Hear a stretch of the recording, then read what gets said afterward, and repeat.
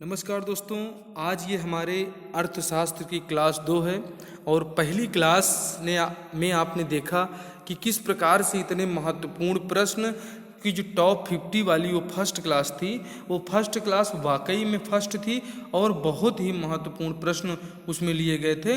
और वही दोस्तों उसी सीरीज में आज ये सीरीज 2 है और ये क्लास 2 भी बहुत ही महत्वपूर्ण प्रश्न इसमें सेलेक्ट किए गए हैं जो आपके आने वाले आगामी परीक्षा के लिए बहुत ही महत्वपूर्ण है। आपने अभी तक दोस्तों चैनल को सब्सक्राइब नहीं किया है तो आप सब्सक्राइब कर लीजिए और हमारे चैनल पे सभी विषयों की तैयारी कराई जा रही है दोस्तों। तो आप हमारे जो है प्लेलिस्ट में जाएं और प्लेलिस्ट में आपको जो है NTA net JRF Hindi paper 2 से सभी यूनिट्स पूरी कराई जा रही हैं, आप उन्हें भी देखें। और आइए देखते हैं कि पेपर गोल्ड पद क्या होता है। पेपर गोल्ड पद दोस्तों अंतर्राष्ट्रीय मुद्रा कोष का विशेष आहरण है जिसे STR कहते हैं, या कि विशेष निर्वाह अधिकार है, या सोने से जुड़ी मुद्राएं हैं, या उपर्युक्त में से कोई नहीं। तो दोस्तों इसमें जो सही हो जाएगा आपका सही है कि ये विशेष निर्वाह अधिकार एक होता है। ऑप्शन बी आपका सही है। पेपर गोल्ड से आप क्या समझते हैं, तो यही है दोस्तों, पेपर गोल्ड विशेष निर्वाह अधिकार होता है। केंद्रीय बजट में राजस्व व्यय की सबसे बड़ी मद होती है दोस्तों, कि राजस्व व्यय की जो सबसे बड़ी मद होती है दोस्तों वो हम सभी जानते हैं कि रक्षा व्यय तो बिल्कुल नहीं है, मुख्य उपदान ये बिल्कुल नहीं है, ब्याज अदायगी जो है ये बिल्कुल सही है दोस्तों, कि राज्यों का जो अनुदान है ये भी नहीं होगा। तो ऑप्शन सी आपका ये सही हो जाएगा कि केंद्रीय बजट में राजस्व व्यय की जो सबसे बड़ी मद है, कि हमारा जो है सबसे ज़्यादा पैसा कहीं खर्चा होता है तो वो पैसा कहाँ खर्चा होता है, वो हमारा ब्याज को चुकाने में, ब्याज को अदा करने में सबसे ज़्यादा पैसा खर्चा होता है। ऑप्शन सी आपका सही हो जाएगा। और दोस्तों बेसल द्वितीय का संबंध निम्न में से है, क्या वित्त विभाग के रक्षा बजट से है, किसी बैंक की पूंजी की पर्याप्तता के मापन के लिए अंतर्राष्ट्रीय मानकों से, साइबर अपराधियों के प्रतिकूल उपायों से, नागर विमानन में सुरक्षा के अंतर्राष्ट्रीय मानकों से। तो दोस्तों जो बेसल द्वितीय का संबंध है ये किसी बैंक की पूंजी की पर्याप्तता के मापन के लिए ये एक अंतर्राष्ट्रीय मापक है। बेसल का द्वितीय सिद्धांत जो है, ये बेसल द्वितीय का जो सिद्धांत है ये आपका किसी बैंक की पूंजी की पर्याप्तता के मापन के लिए अंतर्राष्ट्रीय मानक है ये, इसे आपको याद रखना है। आपका ऑप्शन बी बिल्कुल सही हो जाएगा। आगे देखिए दोस्तों, भारत के सकल घरेलू उत्पाद में विभिन्न क्षेत्रों के योगदान का ह्रासमान क्रम है। तो आप इस क्रम को देखें दोस्तों कि सेवा, कृषि, उद्योग, ये तो बिल्कुल गलत है। आप देखें कि ह्रासमान है कि आप देखें कि सेवा है, ये फिर इसके बाद आपका कृषि आएगा और फिर इसके बाद आपका उद्योग आएगा। कि ये होता है दोस्तों ह्रासमान क्रम जो है, कि पहले इसमें सेवा है, उसके बाद कृषि आएगी, ये जो है धीरे धीरे आगे ऊपर बढ़ता हुआ चला जाएगा। तो ये आप इसका क्रम देख लीजिए कि सेवा, कृषि, उद्योग, ऑप्शन सी आपका सही है। ये धीरे धीरे सबसे पहले सेवा आ रहा है, फिर जो है कृषि आ रही है और उसके बाद फिर उद्योग आ रहा है। तो इनको आपको बिल्कुल याद रखना है, ये ह्रासमान इनका क्रम है। आगे देखिए, निम्न में से किस स्थान पर रेलवे के डीजल इंजन बनाए जाते हैं, इन्हें आपको बताना है। क्या अमेठी में बनाए जाते हैं, जमशेदपुर में, मड़ुआडीह या चितरंजन में दोस्तों। तो ये हमारा जो मड़ुआडीह है ऑप्शन सी में दिया गया है, ये आपका बिल्कुल सही है। मड़ुआडीह में रेलवे के डीजल इंजन बनाए जाते हैं। ये कहाँ पड़ता है दोस्तों, कि उत्तर प्रदेश में ही है, वाराणसी में। ये वाराणसी आप याद रखना है। मड़ुआडीह में जो है रेलवे के डीजल इंजन बनाए जाते हैं। WTO, आप ये WTO वर्ल्ड ट्रेड ऑर्गेनाइजेशन को आप जानते ही हैं कि इसका मुख्यालय कहाँ स्थित है दोस्तों। इसका मुख्यालय कहाँ है, तो जिनेवा में है। अब जिनेवा भी आपको बताना पड़ेगा, तो आप जो है कहाँ पड़ेगा, स्विट्जरलैंड में है जिनेवा। तो जिनेवा WTO का मुख्यालय कहाँ है, तो जिनेवा स्विट्जरलैंड में इसका मुख्यालय है। वर्ल्ड ट्रेड ऑर्गेनाइजेशन का जो सेकेंड वर्ल्ड वार के बाद इन सब की जो है देख रहे हैं स्थापना होती है। अमर्त्य सेन जी को नोबेल पुरस्कार किस क्षेत्र में दिया गया था, वेरी इंपॉर्टेंट है हमारे इंडिया में होने वाले एग्जाम्स के लिए। और ये हमारे जो कि एक भारतीय हैं, तो इन्होंने कल्याणकारी अर्थशास्त्र का जो सिद्धांत दिया था, वो सिद्धांत के कारण इनको जो है दोस्तों क्या मिला था, अमर्त्य सेन को नोबेल पुरस्कार मिला था कल्याणकारी अर्थशास्त्र के लिए। ऑप्शन डी आपका इसमें सही है। आगे देखिए, योजना में कोर सेक्टर का तात्पर्य क्या है, कृषि, रक्षा, लोहा इस्पात या चयनित आधारभूत उद्योग। तो योजना सेक्टर में दोस्तों इसका जो आधारभूत है कि क्या कृषि, रक्षा लोहा एवं इस्पात या आधारभूत चयनित आधारभूत उद्योग, तो योजना सेक्टर आपका आता है ऑप्शन डी आपका इसमें सही है कि चयनित आधारभूत जो उद्योग हैं ये योजना सेक्टर का जो कोर सेक्टर है, वो कोर सेक्टर का तात्पर्य है कि जो चयनित आधारभूत उद्योग हैं वही हैं योजना में कोर सेक्टर का तात्पर्य। देश की वृद्धि में निम्न में से कौन सा अनार्थिक तत्व है, मतलब इसका अर्थशास्त्र की दृष्टि से कोई महत्वपूर्ण नहीं, इसका कोई अर्थ नहीं है, इसी को कहा जाएगा अनार्थिक। तो ये अनार्थिक है दोस्तों सामाजिक व्यवहार, प्राकृतिक संसाधन, लोहा एवं इस्पात, पूंजी संसाधन।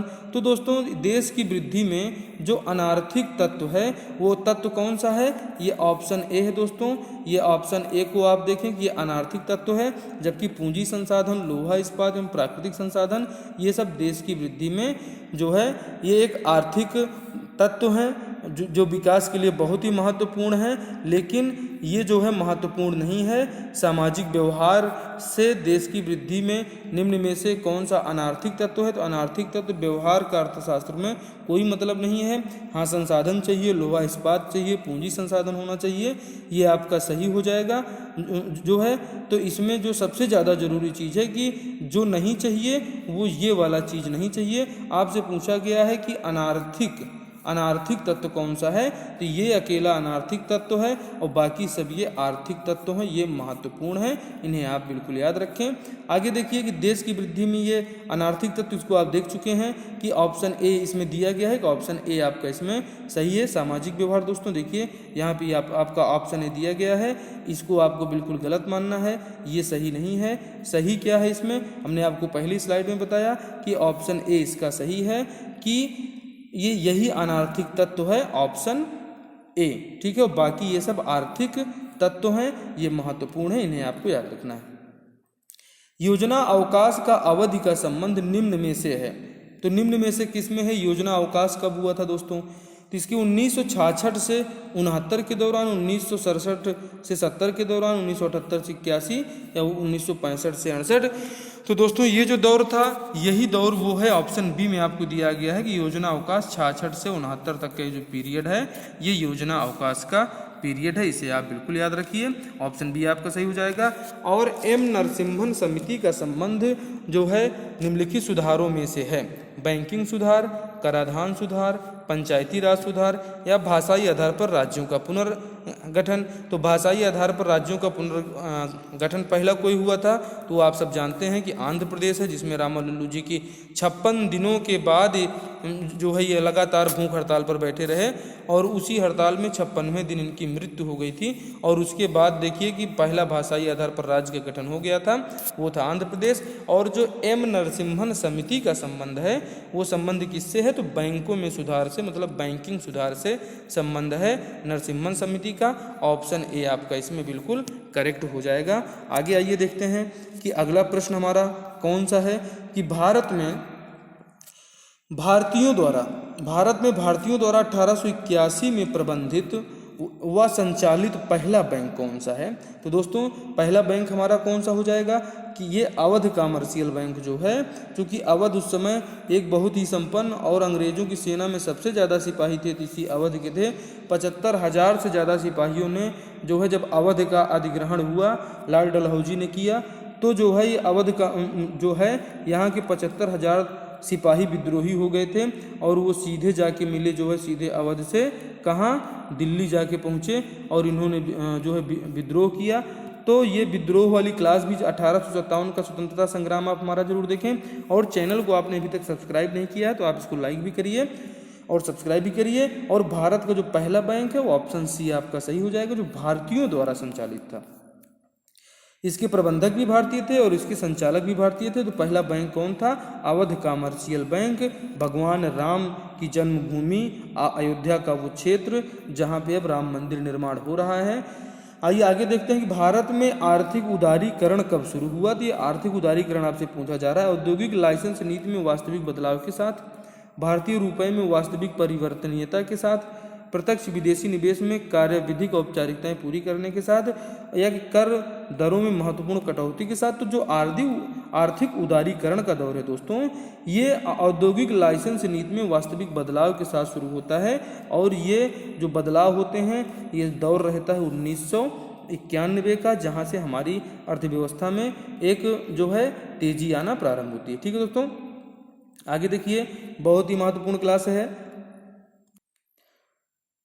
इसमें औद्योगिक लाइसेंस नीति में वास्तविक बदलाव जो है ऑप्शन है आपका बिल्कुल सही है। आगे देखिए कि भारत का आर्थिक सर्वेक्षण प्रत्येक वर्ष सरकारी तौर पर प्रकाशित किया जाता है। तो ये कौन प्रकाशित करता है? उद्योग मंत्रालय, योजना आयोग, वित्त मंत्रालय, रिजर्व बैंक ऑफ इंडिया।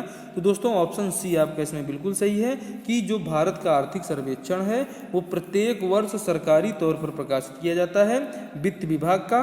और अब की बार किसने प्रस्तुत किया? तो हमारी वित्त मंत्री हैं निर्मला सीतारमण जो है प्रस्तुत किया था इसको। तो निर्मला जी को आप याद रखिएगा और साथ ही इनके मंत्रालय को भी आपको याद रखना है कि वित्त मंत्रालय भारत सरकार जो है ये आर्थिक सर्वेक्षण प्रस्तुत करता है। मानव विकास सूचकांक के अंतर्गत क्या आते हैं दोस्तों?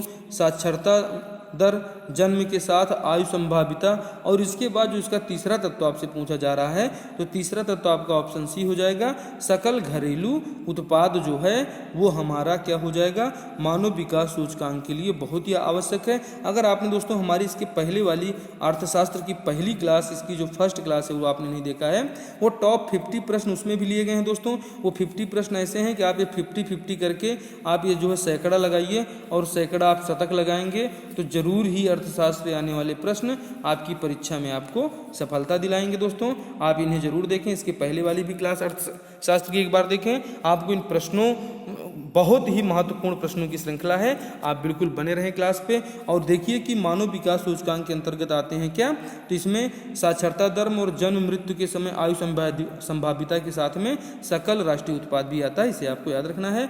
दुर्लभ मुद्रा का आशय उस मुद्रा से है जो वहन करने में बहुत कठिन हो, कमाने में बहुत कठिन हो, विकसित देशों का है या विकासशील देशों का है। तो दोस्तों दुर्लभ मुद्रा मतलब ये है जैसे हम 75 रुपये पेमेंट कर रहे हैं अमेरिकियों के $1 का, ठीक है। तो ये 75 रुपये जो है दोस्तों ये क्या है? ये दुर्लभ मुद्रा ही है। ये दुर्लभ मुद्रा कि ₹1 के लिए हमें जो है $1 के लिए 75 रुपये देना पड़ रहा है। तो ये विकसित देशों की मुद्रा है, दुर्लभ मुद्रा उसी को कहा जाता है। अब आपको ये बिल्कुल याद रहने वाला है, अब आप इसको भूलेंगे नहीं श्रीमान जी। आगे आइए देखते हैं कि अगला कौन सा है, बहुत ही महत्वपूर्ण है। नाबार्ड उधार देता है, किसको देता है भाई? आपको तो देगा क्या? देखिए आप पता करके एक बार चेक करिए, बैंकों को, ग्रामीण विकास के संस्थानों को, कृषि एवं ग्रामीण विकास बैंकों को, या कि कृषि के लिए राज्य सरकारों को। तो दोस्तों ये जो है हमको आपको नाबार्ड उधार नहीं देता है, नाबार्ड उधार देता है किसको? तो कृषि एवं ग्रामीण विकास बैंकों को।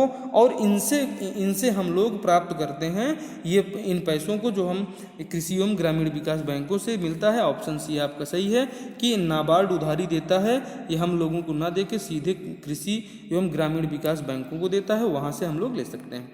आगे आइए देखिए कि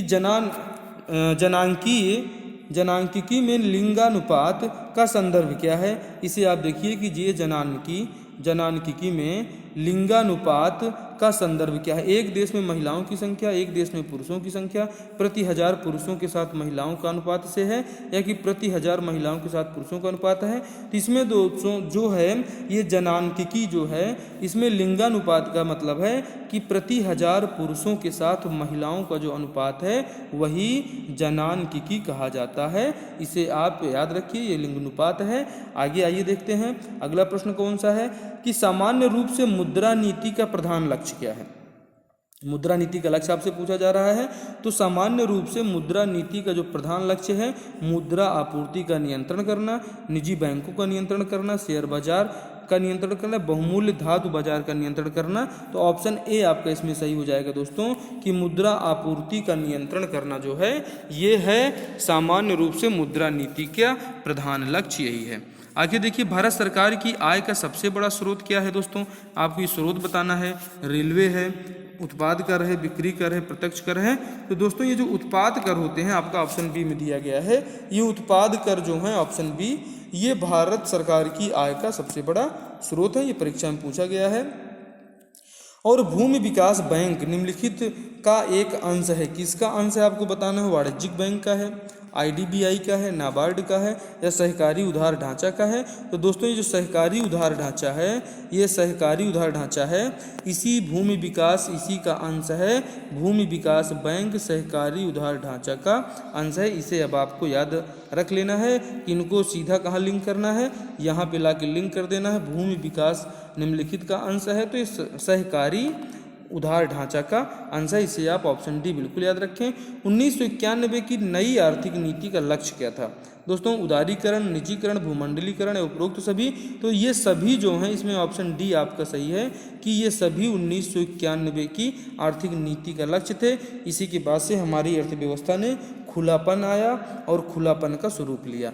ठीक है दोस्तों, 1991 की नई आर्थिक नीति का लक्ष्य उदारीकरण, निजीकरण और भूमंडलीकरण, इसे अब आपको याद रहने वाला है।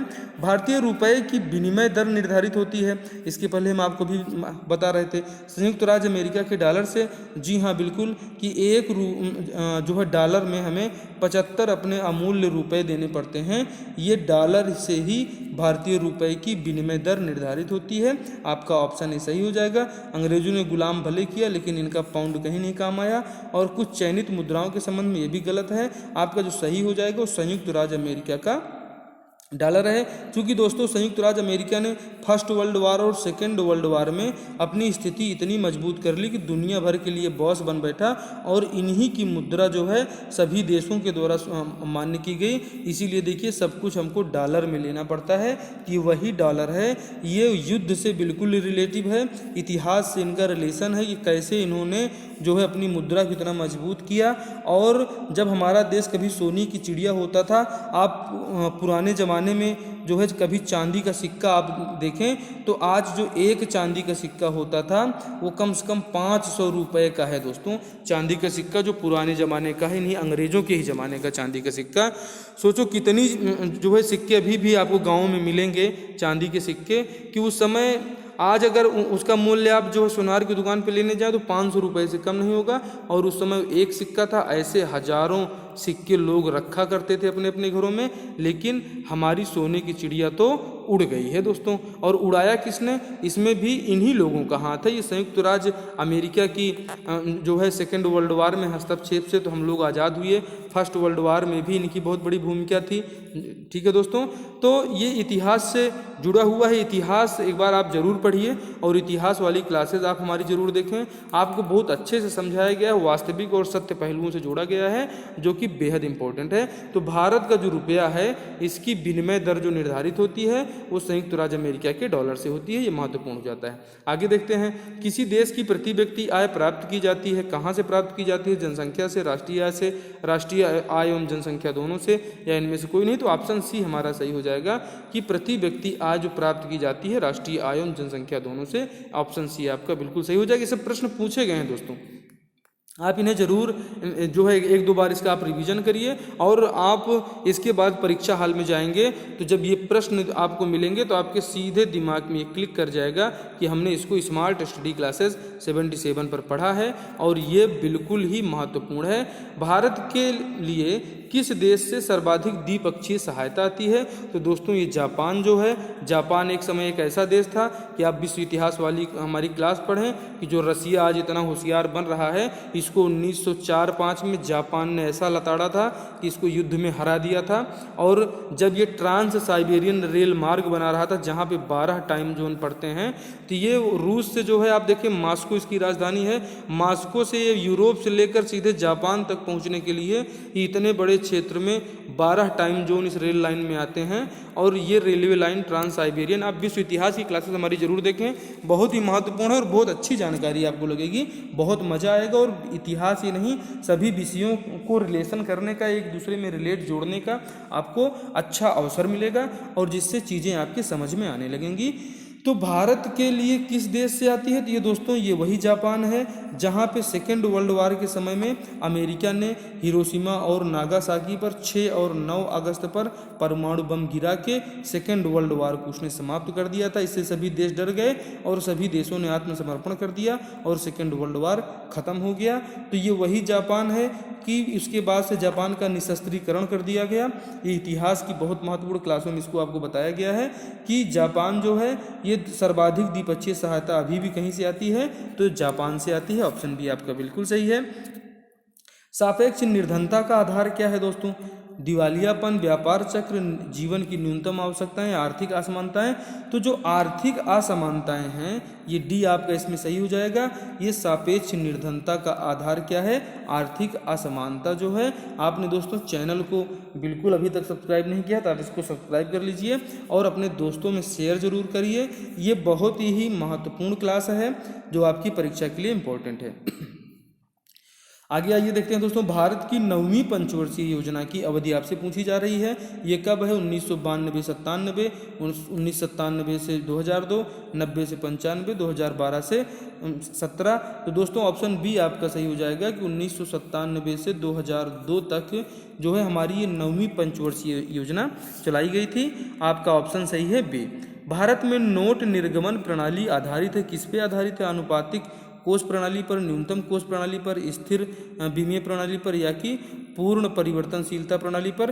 तो दोस्तों इसका जो सही आंसर हो जाएगा ऑप्शन बी हमारा इसमें सही है कि न्यूनतम कोष प्रणाली पर जो है हमारी नोट निर्गमन प्रणाली आधारित है।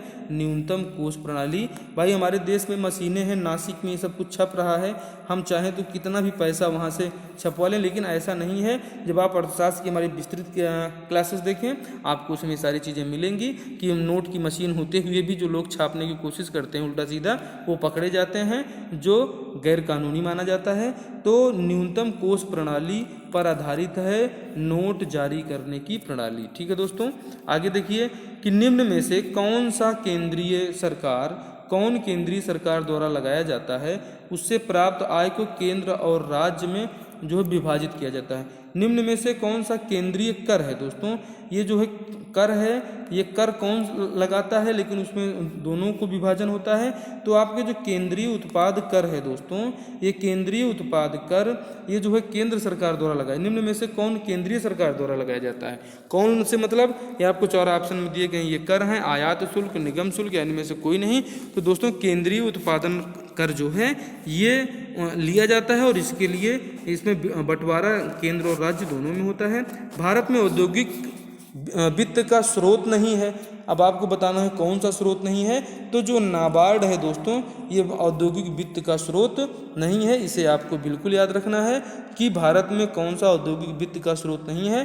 तो नाबार्ड इसमें औद्योगिक वित्त का स्रोत नहीं। ऑप्शन बी आपका बिल्कुल सही हो जाएगा। अगला प्रश्न आइए देखते हैं दोस्तों। अगला प्रश्न क्या है कि बुल्स एंड बियर्स वाक्यांश ये देखते हैं। बुल और बियर ये दोस्तों जो किसके संबंध में है? आयकर से हैं या मुद्रा बाजार से हैं या पुष्कर के पशु मेले से या स्टॉक एक्सचेंज से? तो दोस्तों हमारा ऑप्शन डी सही हो जाएगा। ये जो बुल का प्रयोग होता है और बियर का प्रयोग होता है ये किस में होता है? स्टॉक एक्सचेंज में होता है। वहाँ के जो है दलालों आदि के लिए इसका प्रयोग किया जाता है। बुल्स एंड बियर को आप स्टॉक एक्सचेंज से रिलेट करें। और जो हमारा बॉम्बे स्टॉक एक्सचेंज है ये भारत ही नहीं एशिया का सबसे पुराना स्टॉक एक्सचेंज है, bulls and bear stock exchange. ठीक है दोस्तों, इसी से संबंधित है। तीसरी दुनिया निम्न में से किस प्रकार के देशों के प्रयोग में लाया जाने वाला शब्द है? तो दोस्तों ये जो शब्द है विकसित देशों के लिए, एशिया के देशों के लिए, विकासशील देशों के लिए या यूरोपीय यूनियन के देशों के लिए। इसमें जो सही ऑप्शन हो जाएगा दोस्तों कि जो तीसरी दुनिया है ये आपका ऑप्शन इसमें सी सही होगा। जो है यहाँ पे डी दिया गया है वो बिल्कुल गलत है, ये डी नहीं है। इसमें तीसरी दुनिया का संबंध जो है ये है यूरोपीय यूनियन के देशों से बिल्कुल नहीं है, एशिया के देशों से बिल्कुल नहीं है, विकसित देशों से बिल्कुल नहीं है। ये विकासशील जो हमारे देश हैं ये विकासशील देशों का संबंध है तीसरी दुनिया से। ठीक है दोस्तों कि जो अभी कुछ हैं विकसित हैं और जो विकासशील हैं जो है वही विकासशील देश जो हैं उनका संबंध किससे है? तीसरी दुनिया से है। ऑप्शन सी इसमें आपका बिल्कुल करेक्ट हो जाएगा। और भारत की 8वीं पंचवर्षीय योजना की अवधि क्या थी दोस्तों, इसे आपको बताना है। तो 8वीं पंचवर्षीय योजना की अवधि थी 1992 से 97। ऑप्शन डी आपका सही है दोस्तों। चैनल को लाइक करें और सब्सक्राइब जरूर करें, बहुत ही महत्वपूर्ण क्लास है। और जो छोटी छोटी जो गलतियां मिल रही हैं उसको हम आपको बिल्कुल बताते चल रहे हैं। ये टाइपिस्ट की थोड़ी सी गलती हो जाती है, ठीक है, कोई बात नहीं। इसमें हम आपको बिल्कुल करेक्ट बता रहे हैं कि तीसरी दुनिया का जो संबंध है वो विकासशील देशों से है। ऑप्शन सी आपका इसमें सही है, ठीक है। आइए आगे देखते हैं कि आगे क्या है। भारत की 8वीं पंचवर्षीय योजना की अवधि आपने देखा कि 1992 से 97 है, ये इसका बिल्कुल सही ऑप्शन है। आगे देखिए एपेक का पूर्ण रूप क्या है। Asia for peace and economic cooperation, Asia pact for environmental control, Asia Pacific economic cooperation, या इनमें से कोई नहीं दोस्तों। इसका आपको सही आंसर बताना है। एपेक का जो सही आंसर है Asia Pacific economic cooperation. Option C आपका बिल्कुल सही है कि Asia Pacific economic cooperation APEC का पूर्ण रूप है। ये 100% आपका सही है। और आपने अभी तक चैनल को सब्सक्राइब नहीं किया है तो आप चैनल को सब्सक्राइब जरूर करें दोस्तों। आगे देखिए कि भारत में नियोजित अर्थव्यवस्था निम्न पर आधारित है। समाजवादी अर्थव्यवस्था है, मिश्रित अर्थव्यवस्था है, पूंजीवादी है, गांधीवादी है। तो आपको क्या बताना है दोस्तों, आप अपना आंसर क्लिक करें और कमेंट बॉक्स में आप आंसर जरूर अपना जो है इस क्लास को देखते हुए दें। और वो क्लास में आप वीडियो को पोस्ट करके जब आप क्लास देख रहे हो तो इसका आंसर जरूर टिक करें कि आपको कितना क्वेश्चन इसमें से आ रहा है, कमेंट बॉक्स में जरूर बताइए। आइए देखते हैं इसका जो है हमारी अर्थव्यवस्था ये मिश्रित अर्थव्यवस्था पर आधारित है दोस्तों, कि भारत में नियोजित अर्थव्यवस्था आधारित है मिश्रित अर्थव्यवस्था पर। आगे देखते हैं भारत में राज्य सरकारों के लिए आय का सबसे महत्वपूर्ण स्रोत क्या है। भूमि कर, कृषि आयकर, आयात कर, बिक्री कर। तो जो हमारा बिक्री कर है दोस्तों ऑप्शन डी में दिया गया है।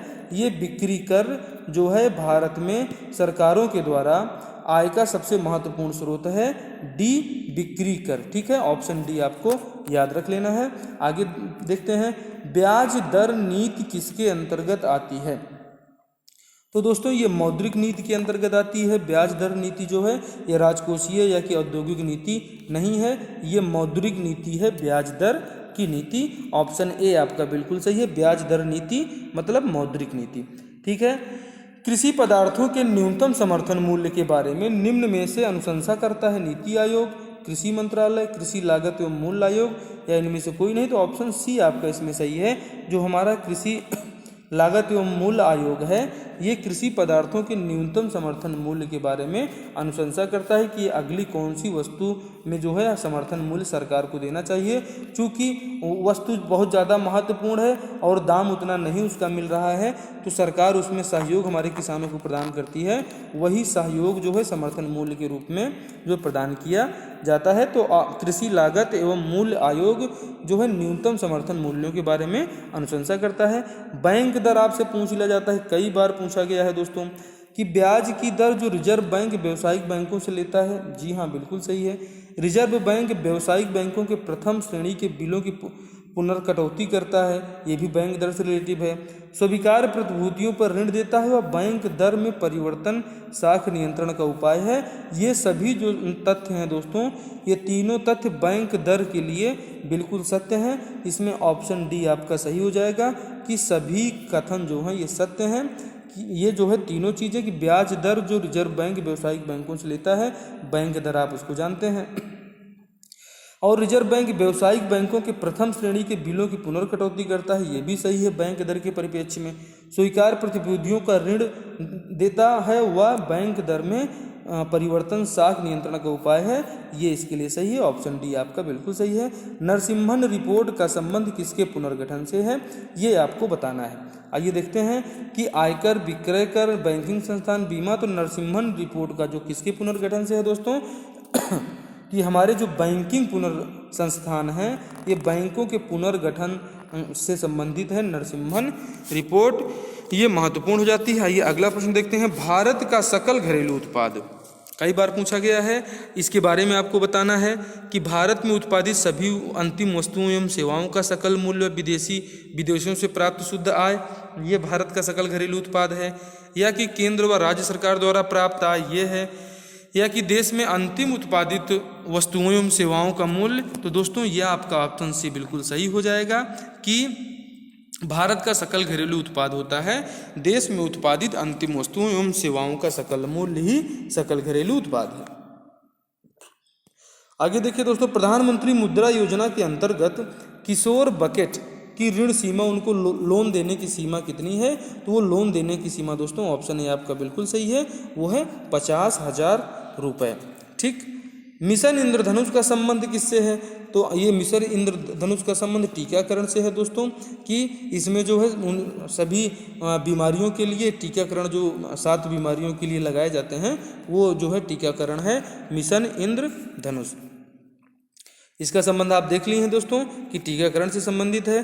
पर ड्रॉप मोर ड्रॉप, ये बहुत ही महत्वपूर्ण लाइन है, मोदी जी ने इस लाइन को दिया है और जो है पूछा जा रहा है कि पर ड्रॉप मोर ड्रॉप का संबंध किस योजना से? परंपरागत कृषि विकास, प्रधानमंत्री कृषि सिंचाई योजना, प्रधानमंत्री सांसद आदर्श ग्राम योजना। तो जो आपका ऑप्शन बी है दोस्तों, ये बिल्कुल सही है इसमें, कि जो है प्रधानमंत्री कृषि सिंचाई योजना का उद्देश्य क्या है कि एक एक बूंद जो है वो बिल्कुल कृषि के लिए यूज हो। पर ड्रॉप मोर ड्रॉप, ये ज़्यादा से ज़्यादा लोगों को मिले, ये आपको पोलियो ड्रॉप नहीं समझना है, ये जो है प्रधानमंत्री कृषि सिंचाई योजना से संबंधित है, पर ड्रॉप मोर ड्रॉप। आगे देखिए दोस्तों, आर्थिक नियोजन किस सूची का विषय है? कई बार पूछा गया प्रश्न है कि आर्थिक नियोजन अर्थशास्त्र अगर आप पढ़ रहे हैं, जिसे आपको जरूर जानना पड़ेगा। संघ सूची, राज्य सूची, समवर्ती सूची। तो जो हमारा ऑप्शन सी है दोस्तों, ये बिल्कुल सही है कि आर्थिक नियोजन जो है वो समवर्ती सूची का विषय है, इसे अब आपको याद रखना है। आर्थिक नियोजन मतलब समवर्ती सूची।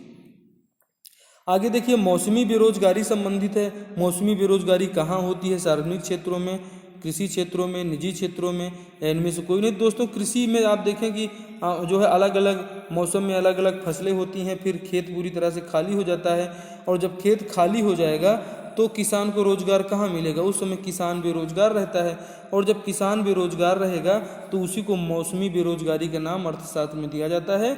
जो ये आपदा आती है किसानों के ऊपर आती है। और सार्वजनिक क्षेत्रों में तो साल के 12 महीने काम हो रहे हैं, ये 24 घंटे काम कर रहे हैं।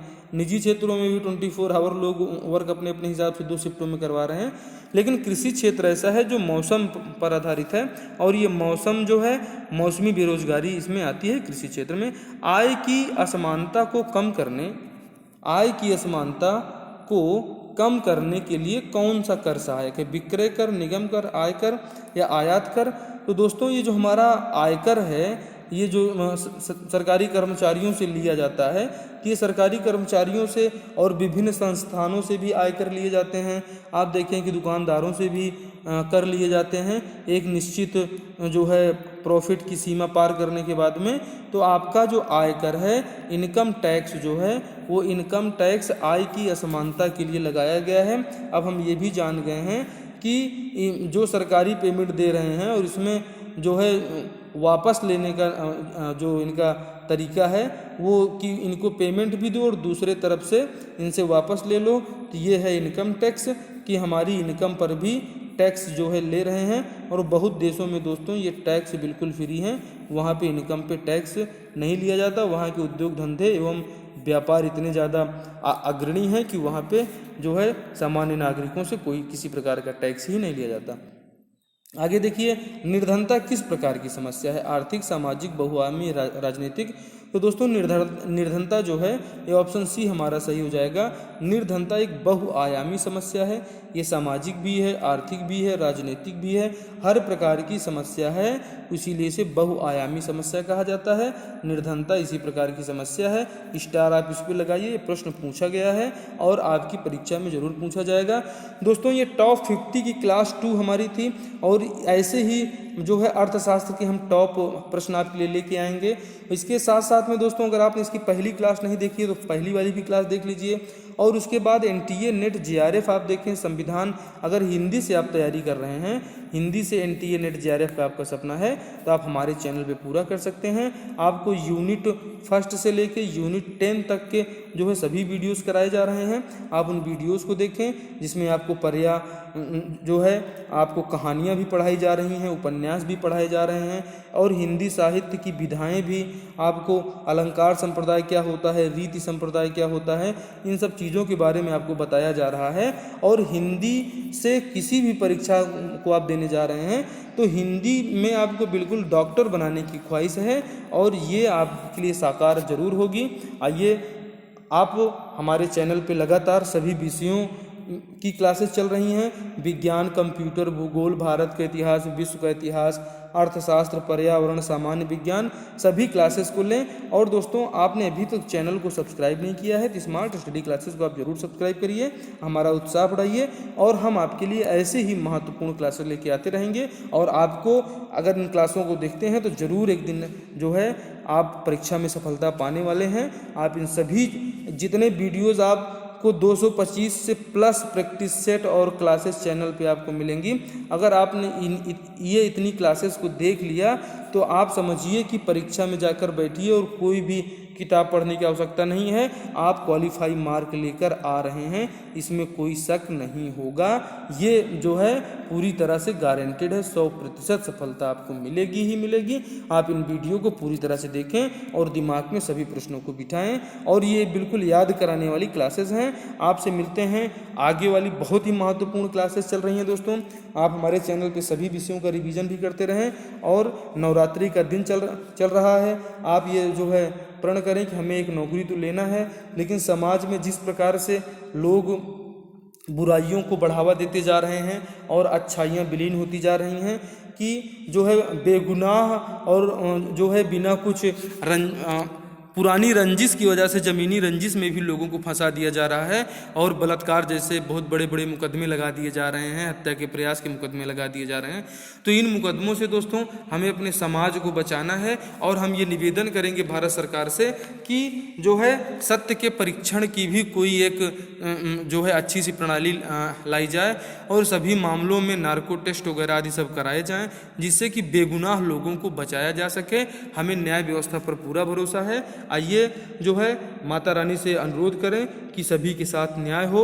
और आज का जो दिन है वो नवरात्रि का 7वां दिन है और ये दिन जो है माँ दुर्गा का क्रोध का दिन है और आज जो है ये गलत काम करने वालों पर और जो है झूठे इल्ज़ामों में लोगों को फंसाने वाले पर बिल्कुल इनके ऊपर बहुत बड़ी हानि जो है भगवान और माँ दुर्गा जरूर अपने क्रोध का कुछ अंश इनको देंगी, जिससे कि इनका जो है एक सद्बुद्धि इनके दिमाग में आए और इस प्रकार से बेगुनाहों को न फंसाया जाए, ऐसी हम कामना करते हैं। आइए मिलेंगे आपसे अगली क्लास में। हमारे चैनल पे सभी विषयों की तैयारी हो रही है, आप इनको जरूर देखिए। Thanks for watching. जय हिंद, जय भारत।